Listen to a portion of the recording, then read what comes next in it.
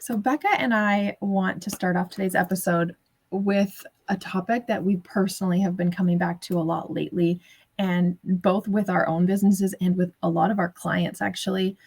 Because as women, moms, wives, partners running businesses, there's just so much to juggle. And when we aren't clear on our priorities, whether that's in your business or in your family, like your personal life, your family's schedules, your home, finances, when your priorities around all of those categories aren't together, everything else feels harder. And even if it's just one category that's out of alignment, everything seems to feel harder. It makes it harder to make decisions, to think rationally, to everything else becomes an emotional decision versus a rational decision, and or an afterthought, or you're feeling really reactive to what's going on and what can feel like it's happening to you. So Becca, I know this was something that we just kept coming back to because you're in another season where you're able to make a decision this year with so much ease on a topic that last fall or last year was a really, really challenging season for you. So we're going to break down exactly what that was. And it all was surrounding Becca's decisions she was trying to make for putting her son in school for the very first year in a season where her business was majorly transitioning. And we want to kind of walk you through what that decision making process looked like then versus now, and how we were able to work through that challenge, that obstacle, then versus now, and what has changed to make it so much easier this year, and how we were able to help Becca make some decisions last year when it wasn't in such an ease and flow season of business, we'll say. Yeah, can I jump into the story? Yeah, please. Okay, so last year, it started about this time, right? Because I knew I had to put him in school in August. So it started around March, April. I started to feel, um, honestly, I didn't feel like I had any choices. So we live in an area where the schools are not the best. Like the public schools just are not up to my standards. I'm a former teacher, and so like I'm really interested in the education that my son is going to get in school, right? And he's obsessed with school and learning. So I wanted to make sure it was a really good experience for him. I didn't want that to like crush his love of learning right out of the gate.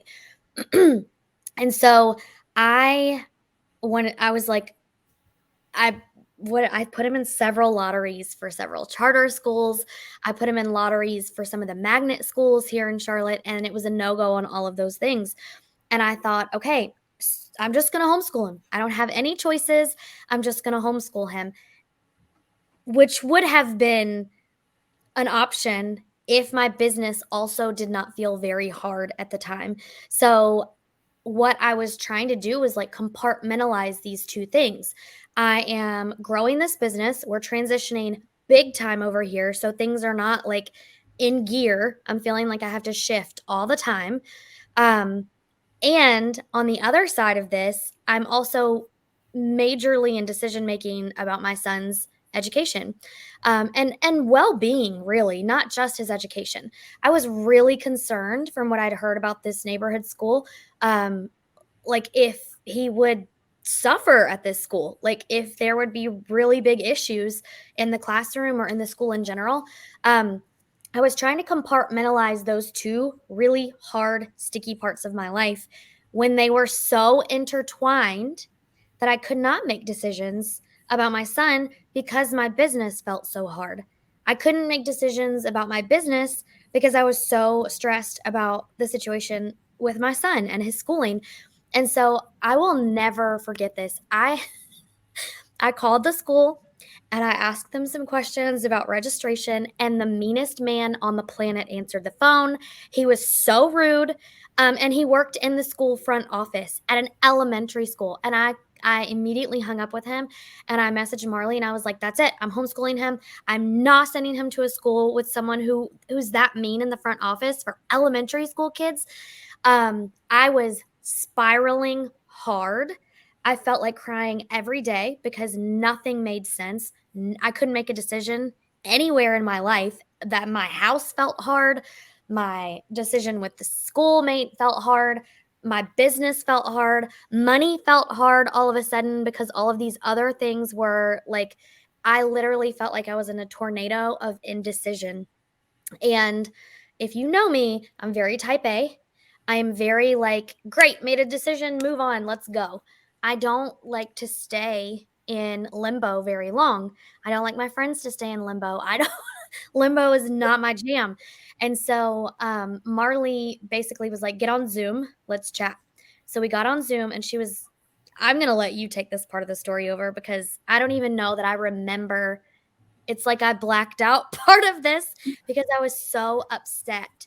And so the level of stress was a level that I don't know that I've experienced in years this time last year.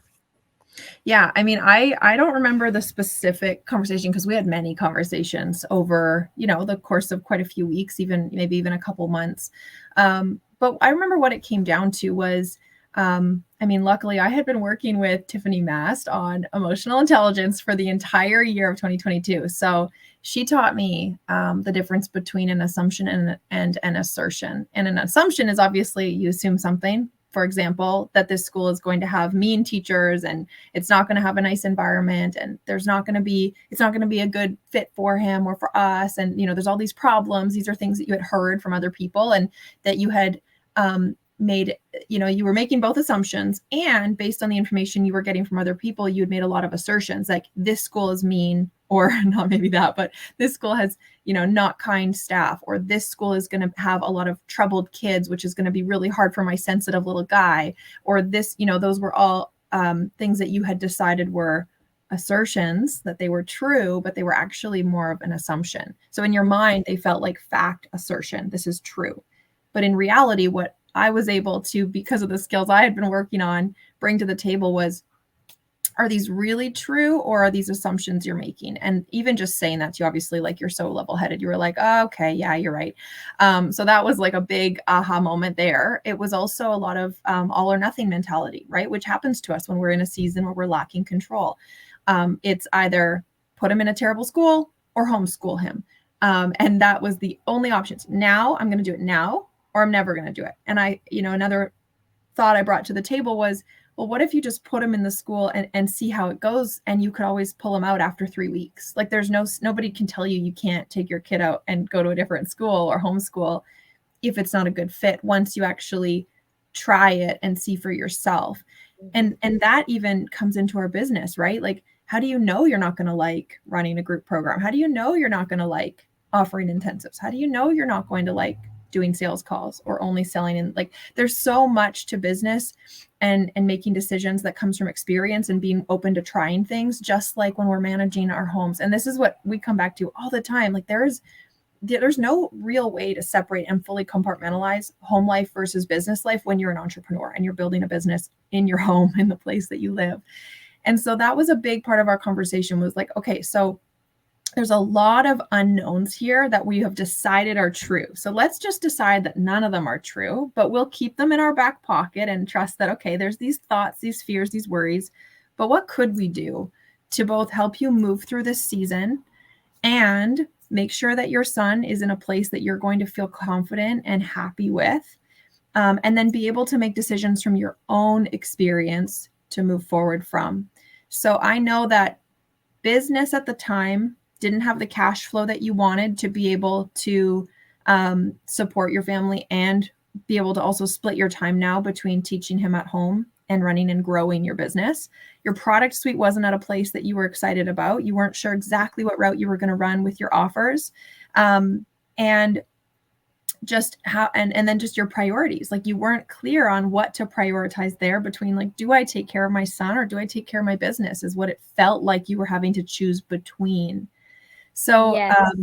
yeah, is there anything coming up for you? I could go on and on. My gosh.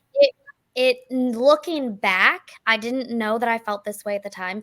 It did feel like I was choosing to not have an income and homeschool my son, or to send him to school and have an income. Like, it felt like it was either work or homeschool, and I could not have verbalized that in the moment. When I look back now, I'm like, that's exactly why I felt so caged. I told Marley I felt like a caged animal. Like I felt desperate. You know when you're like, I don't even know another situation where I felt this desperate. Like someone just tell me what to do and I will do it, because I can't live in this emotional turmoil forever. I woke up with anxiety. I went to bed with anxiety. I like could talk of nothing else but this to my mom, to my husband, to like anybody who would listen. Like, this is what's going on. What do I do? And nobody was going to tell me what to do, of course.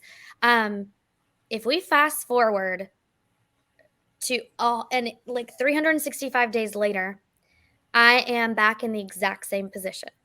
Yeah. It's different this year, but I am now deciding whether I'm going to homeschool my son for next year, because I did try the school for this year and there are lots of things that we really did like about the school. My son is obsessed with school still. He loves learning. Um, He but loves his there is teacher. Like he's loves oh my gosh. He loves his teacher. She texts me, she makes me feel like he's safe there. I get text messages from her. She sends me pictures of him all the time. Like, honestly, what kindergarten teacher sends people, like parents, pictures through text message all day? But there are so many things that calmed me for this year in order for me to have the capacity to go after my business the way that I wanted to. And now that I have my business running basically on not on autopilot, like I have to be in it, but there are so many things on autopilot, and the income is where I want it to be able to potentially like say yes to homeschooling him this next school year. Yeah, and I remember it coming down to like I do remember the last conversation we had when you made your decision to put him in school. And I remember asking you, is it really now or never? Or could you just do what's simple this year and then revisit this next year? Or like we had talked about, pull him out early if you really felt like that was needed. And that was like that, I remember, gave you so much relief and permission when you made the decision to just put him in school, which was the simple choice, than having to decide on a curriculum and figure out how to homeschool and remanage your calendar, be able to fit in your clients and your work and juggle helping him. Now having him home all day with you. What were you going to do when you were working? Like there was so many more moving parts to that, that while you were still trying to get your business foundations under you was just a lot to juggle. Not that you couldn't have figured it out, because we would have figured it out together, but Right. it was just like, this is a lot for based on assumptions, really, right? Because you hadn't experienced school yet. It was his first year. And so, yeah, coming to this year, and I want to bring it back to, because we've discussed this, that like you were, because everything felt hard, then you started to spiral, which then put you into a victim mentality. And we've all Mm. been there. We've all been there. And that can happen in our businesses. Like that can happen very easily when you're not where you wanted to be by now, where you're not where you thought you'd be by now, when things are feeling harder than you expected, when you're not getting the results and the external validation that you were expecting. And that can really set you into a victim mentality. And so what we have really focused on in this, and what we always come back to, even when we're calling each other up and having a pity party, like somehow within 4 sentences of complaining, we always shift to, okay, but here's potential solutions. This is what I was thinking I could do instead, even with tears rolling down. Like we're always professional problem solvers. And that is a skill. That is a skill and a choice. That Even is when we don't wanna be. even Even when we just wanna sit in the pity party, because I was there, y'all. I, like, literally was like, "Just let me live here." I live here now. I live in the pity party. Nobody can tell me anything else, and Marley was like, yes. "No, we don't live there. Like, get on a call, and we're gonna figure this out today, because you've been talking about this forever. You've been stressed and anxious about this for months. We are making a decision today." And I was like, "Oh, thank God." Yeah. Thank you, Mom. Yes. Yeah. So, I mean, that is the choice. And that's why we wanted to share this story, because there was so many decisions there. There was so much to juggle, so much to prioritize, both in life and in business. And it wasn't possible for you to separate the two, because they were so intertwined, because your schedule is really what it came down to, and being able to make decisions that are clear based on what's rational and what's fact and what's data in front of you versus like the drama, right? We get caught up in the drama easily when things feel hard or we don't feel like we have control.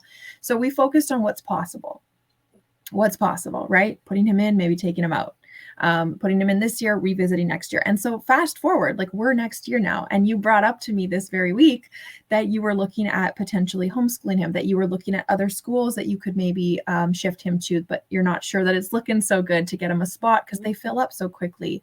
And so there's just all these new possibilities in front of you. And the difference this year, and this is what we're getting to here, when you mentioned to me that you had put him into some new lotteries or you were exploring different options and you didn't get some of them, you were like, and I didn't get some of them. So this is what we're looking at now. And like, you were just so calm when you told me all those things versus last year where it was like, oh, we didn't get into this one and I'm going to sit on the phone and listen to the lottery of the next one. And like, there was so much more desperation last year because you were just in such a tough spot as a mom. And we all get that.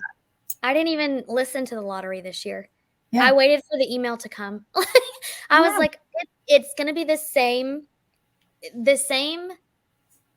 decision is going to be made either way. I can either waste an hour of my life listening to 1,000 numbers being called, or I could just wait for my email and like know what decision was made. And so I do feel calmer. I do feel like there are still some things I want to work out. I still need to figure out my schedule. I still would like to make sure that I'm giving enough time to my business so it still feels easy and fun for the next school year. And also, I'm thinking about all the fun things that I could do with Max. Like it's not from a place of I have to keep him home to keep him safe. It's like what could we could do so much more than him sitting in a classroom for 8 hours a day. He's that's one thing he's complained about this year. He was like, school is really long. And I'm like, it is. It's really long. Yes. So it does feel like it's coming from a place of like possibilities versus a place of I have no choice, zero choice in the matter. So what's different this year in your product suite, like in your business as a whole? What's different this year that's allowing you to make those choices with so much more ease? So a few things I would say right off the top of my head, you and I focused the last 365 days on simplifying everything so that if this choice came up again, I would be able to make this decision like clean. It's a decision. We've made it. Move in that direction. I simplified my product suite to two things. I have one-on-one and I have mind her business. And I've never felt more confident in my business. I've never felt like it's been this easy to sell. It's simple. I have two options and I have 2 days that I'm on calls, like the end. Right now, that's just the way that it is. I made our house a lot simpler. Like I worked a lot on just getting stuff out of this house. But it came down to priorities. Where do I want to spend my time? I don't want to spend my time cleaning this house.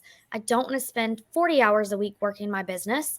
I want to spend more time with family, knowing that I have also helped provide for the family. I need both of those things to feel fulfilled.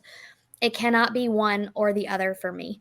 And so knowing those priorities, it was like peeling back an onion. Okay, great. What's the one thing that would make all of this easier? Steady income.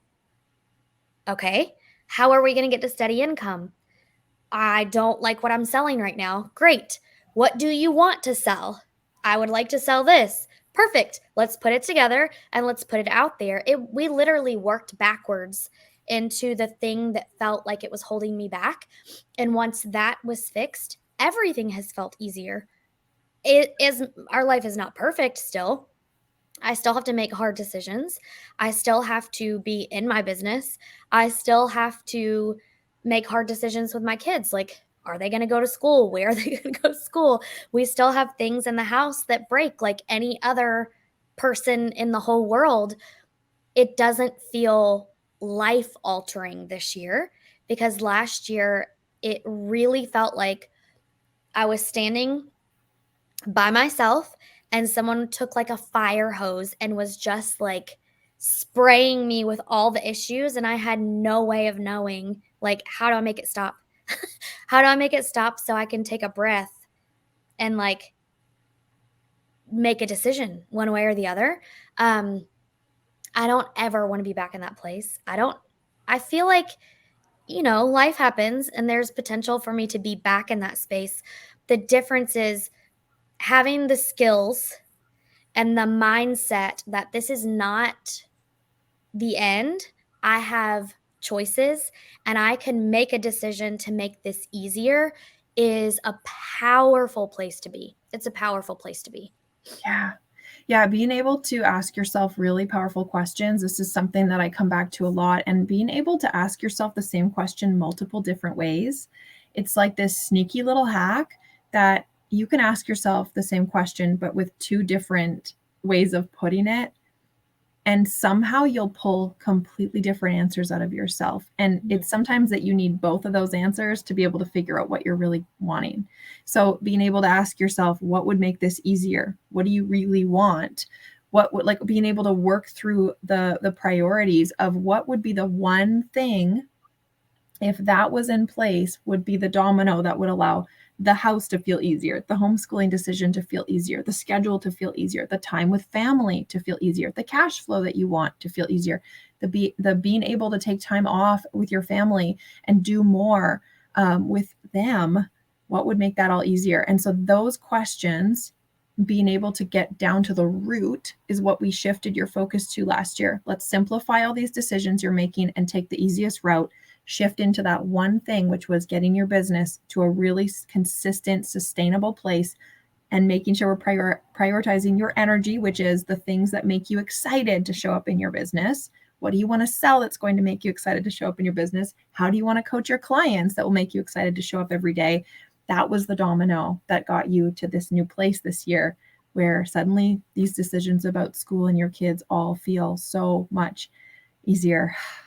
So much easier. I mean, honestly, you guys, if priority management and knowing your priorities sounds so dumb on the surface, right? It's like I don't need to know my priorities.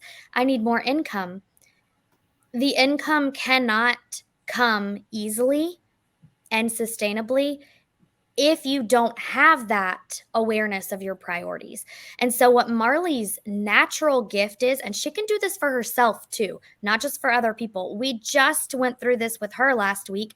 There was an area for her feeling really hard, and she vented about the area. And literally, in the next sentence, was like, okay, so here are my options. Here is what I could do. Can you help me figure out the best of those options for me? Her Your gift of taking a step back and just taking a breath and saying, this is not life or death, actually. It feels that way because my emotions are like pumping through me right now. Your awareness of them, first of all, and your ability to take a step back and really look at things in a rational, practical way is the reason that I'm able to make clearer decisions this year. It's the reason that her clients make better decisions in their business and in their homes. If priorities feel like, what is a priority? Like, how do I know what my priority is? How do I know what's the one thing that could make all of this feel easier? That is one of her two or three insane superpowers. Like being able to peel that back and get to the exact root of what is causing all of this stress and all of this anxiety, lack of decision making is Marley's superpower. So if you know that that's something that could free you in your business and your home, in your family, in your finances, everywhere, I want like just DM her on Instagram. DM her the word podcast so she knows that you came from this episode. And just let her help you. Because this time next year, even 6 months from now, everything could feel easier and more fun. You could have more time with your family, more time for yourself, which is literally why we got into business. The reason we got into business was for time and money freedom. And if you don't have either of those, something is holding you back, and I can 99.9% guarantee you it is a priority that needs to be shifted to free you up to be able to go after those things. Yeah, So, thank you, Becca. And I just want to say that I will say it has become a gift of mine. And that is the beautiful thing about learning how to manage your priorities and building all these skills, is that they're skills. And the beautiful thing about a skill is that it means that it's learnable. It's something that you can acquire. And that is my goal. My goal is to help my clients build these skills so that they don't need me for the rest of their career. They just need some support to identify the priorities, figure out an action plan, and then be able to replicate that. And then when the next obstacle arrives, now they've got that tool in their tool belt of, how do I go back to that place of identifying what the real obstacle is, just going back to my priorities, and then making an action plan to move through the next one. And it gets faster and faster every time. And you're building that muscle of learning how to help yourself through obstacles that arise based on your priorities, so that you can build the business around you and what works for you and your life and your family and your priorities. if you said it becomes faster, it also becomes fun. It also becomes like, "Ooh, I kinda have a problem, like, I get to work through this, and now I know how. Now I know how to get to the root of the obstacle to be able to hurdle this faster," and it becomes a fun game.